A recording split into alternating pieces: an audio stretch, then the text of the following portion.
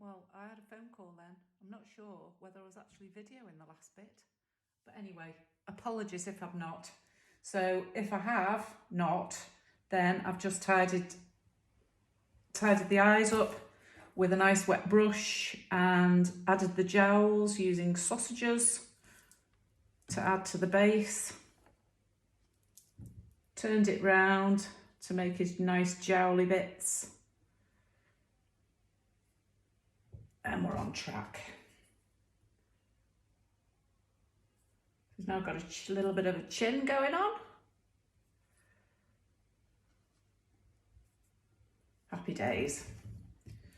So now I'm going to add some ears and then I'm going to get the body all sorted.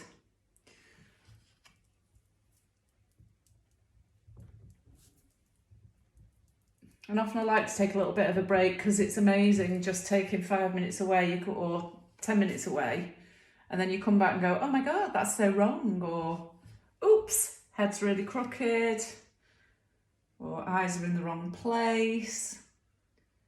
And sometimes if I don't seem to be getting anywhere at the end of the day, and I think there's just something not quite right about this dog, or it's not quite right, and I just can't see why, it'll take me till the next morning, and then I walk in and go, ah, oh, there it is, that's what's wrong. And it will come to you. Always will come to you. So I think I'll just do a little bit of work on this neck now. So I'm just going to add some where his coat. I think the other thing as well is I try really hard to check on the colours. Now this dog really, with it being short haired, it's not so important. But if I'm doing a scraggy woolly dog, like say a collie, border collie, and the colour that's, it's got patches in, I try and work the coat so that it will help me when I paint. So if the dog has got a big white hairy chest, I will try and get the textures of the hair in the same place as the patches, so the colour when it goes on. And that's really just because I've made that mess in the past, where I've got the coat that doesn't help me at all when it comes to where the patches are positioned, where the colours are positioned. God, I hope I'm making some sense here. Maybe you really should put it on mute.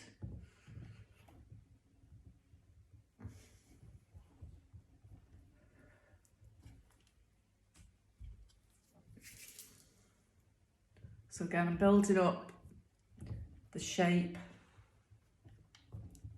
of the chest by adding clay, as I just think it's easier to add and get the shape right than it is to try and take away. So what I take away, but then I add again to get the shape right. I've just got to get those textures right there, those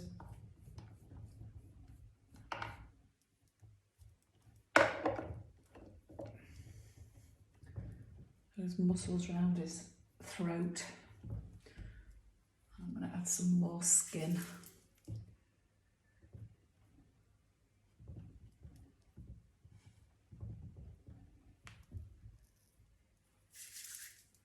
Quite a big fat bit there.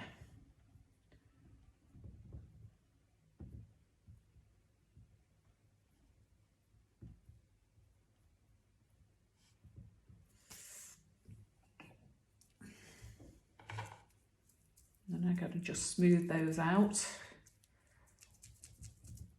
and it just gives it a more natural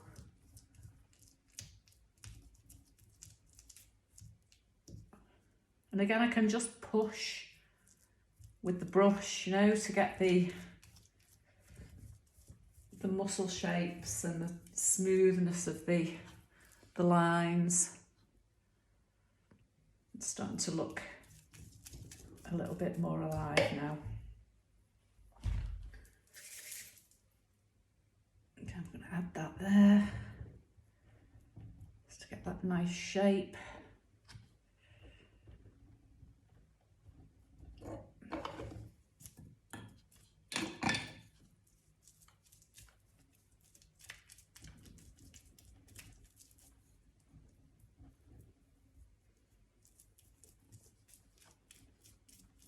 Now that chest is looking a bit more like it. So all those will just stand out lovely when I put the wash on and allow that to go into all the nooks and crevices and make a natural finish. Those, as you know, dogs' coats, dogs' bodies, you know, will pick up all the highlights because there's a nice sheen on them.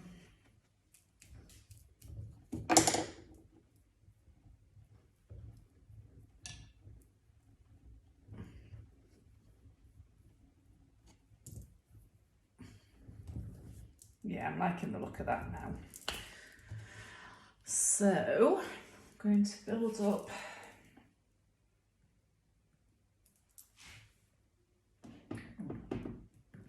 why won't my picture move? It's okay.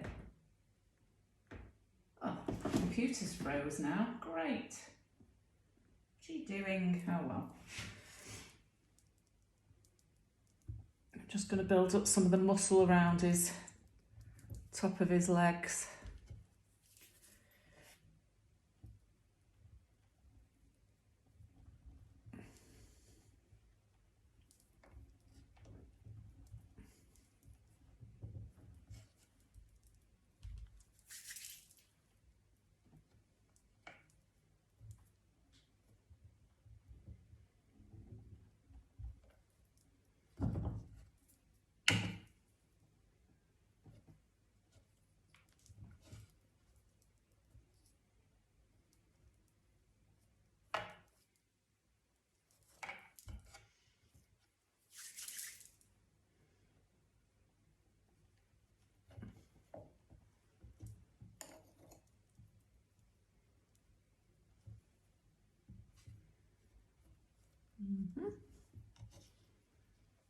Concentrating now. Oop, no, I don't like that.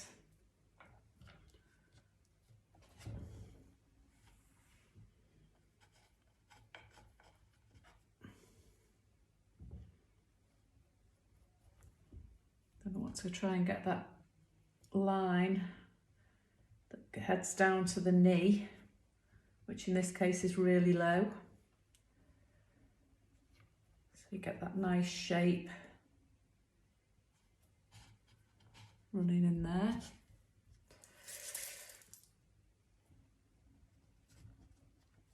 And then the muscle at the back.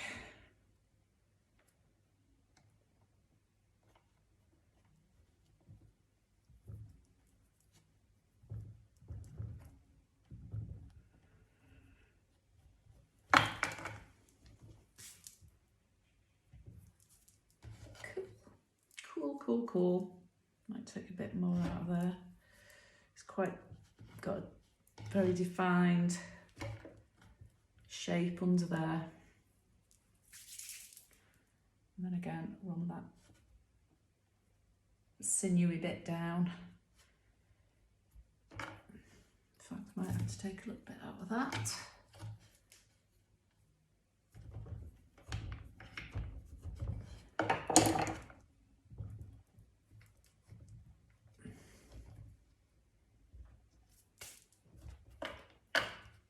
And I'll get a better shape on that leg when I start working on the feet. So again, I'm just going to soften all that.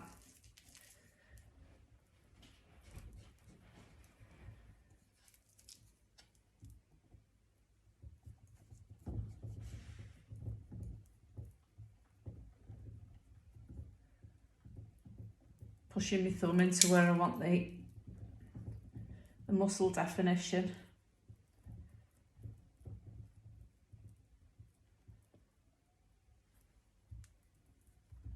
It's gone quite firm now, this, so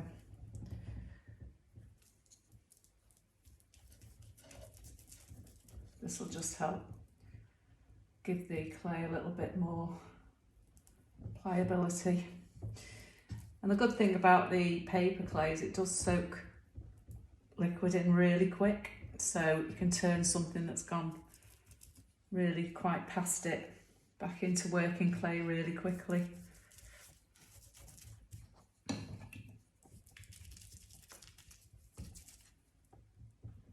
Which really helps when I'm adding clay for the hair on my hairy dogs.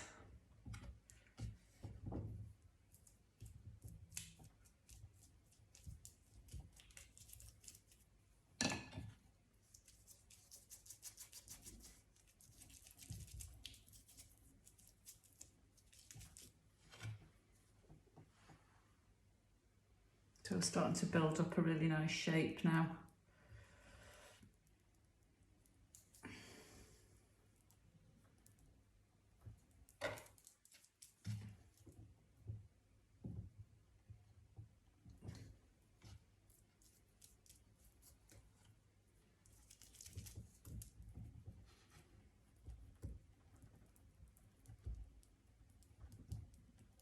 I think I'm going to have to build this shoulder up a bit more here.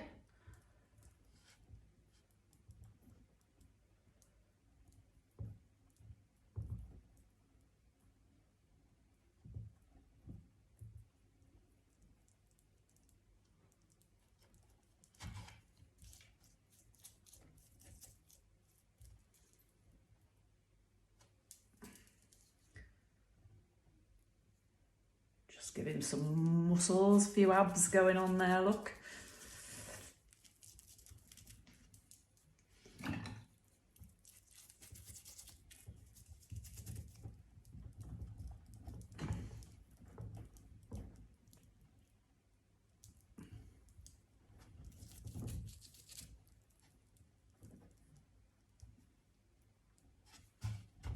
Oops.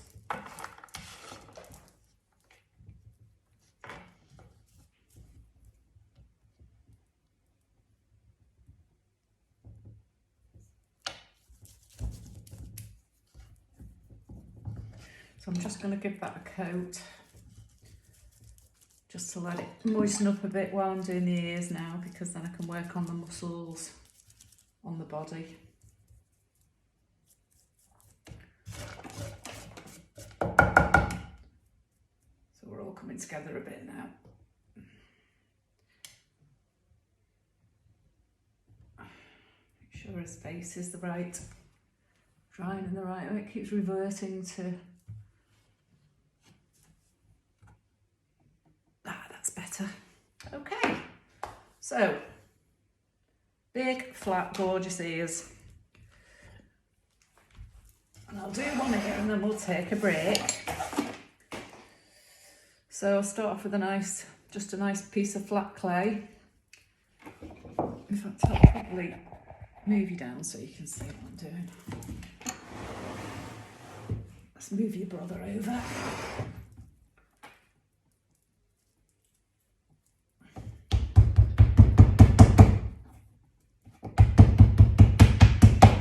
So I like to use my hand instead of the roller. It just gives it a bit more of a natural look. These guys have got really thin paper, almost paper-like ears. And I'm looking at the shape of the ear. I would say that's... So when I make the cut, just use the back of the side of my hand just to soften the edge, make it look a bit more natural. I'm going to run it across. Bit of guesswork now. And I always do them too big because better too big than too small. Got quite a round bit there. So the edges are nice and natural. And we're going for a straight bit at the front and then the bend for the back. I'm just going to check the height. Yeah, we'll take a bit more off that.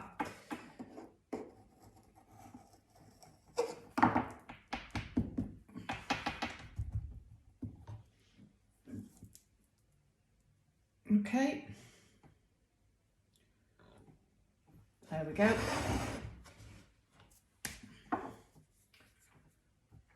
Just do a few score marks just to give it a helping hand on where it's going to go. Don't really need any slip, just because it's quite damp now anyway, the surface. I'll move you up again.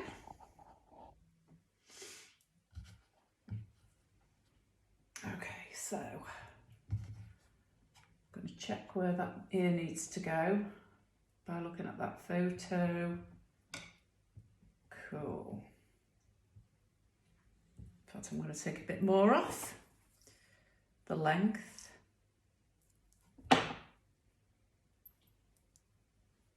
Okay.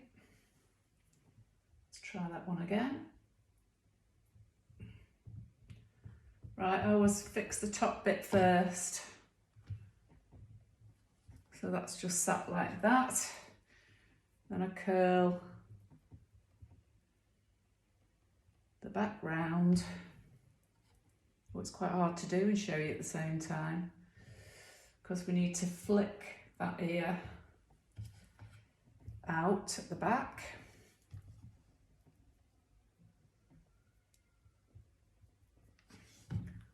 So we're looking a bit like that. You can see it's huge at the moment, but I can just take some off. I like that bit there, that's looking good there. Make the crease. There isn't much of one on this one.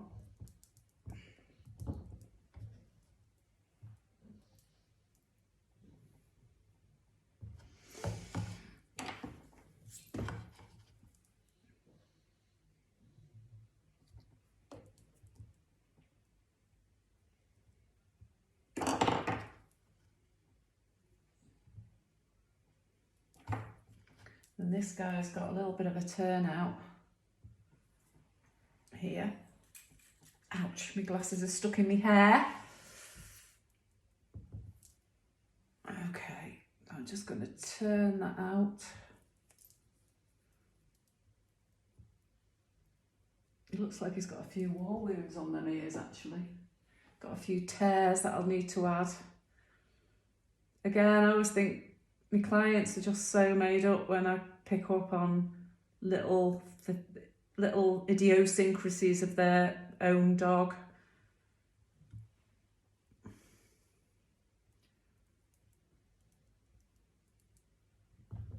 Okay.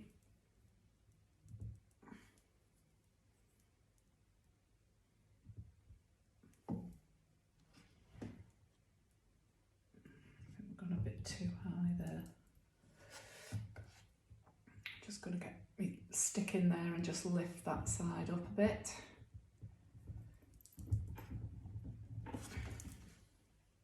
Oh, that looks better. Much better now. And obviously the more forward their ears, the more interested they look. Excellent. I'm just going to add a little bit of reinforcement at the back of that ear, because obviously this has got to get through the post. So he's looking a bit more together, isn't he?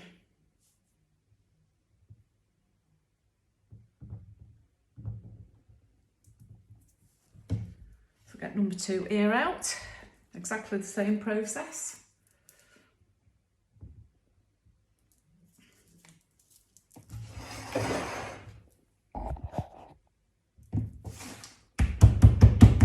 Clear the decks. Number 2 ear is always easiest because you can use the first one to measure the side.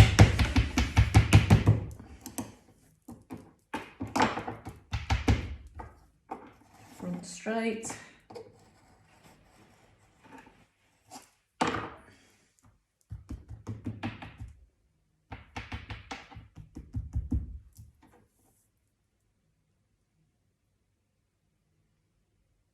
Okay, it's the shape. So this front part is going to go near the face.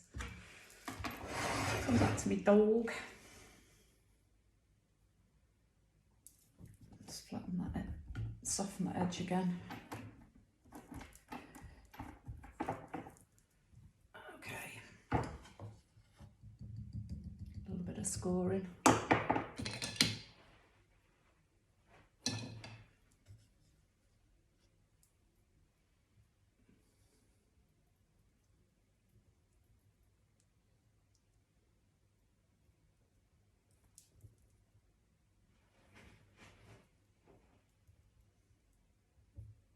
And it's just really about easing it in.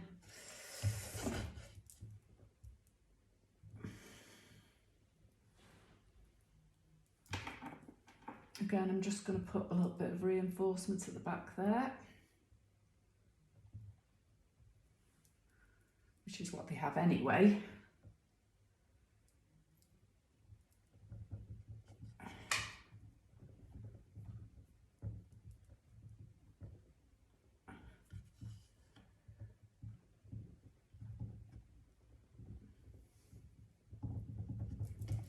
Right, now we can get it positioned properly.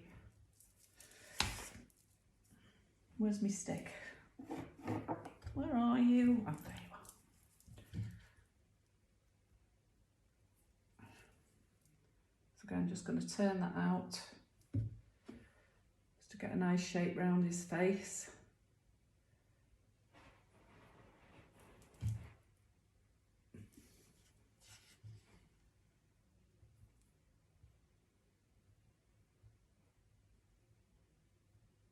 Make it match the other one.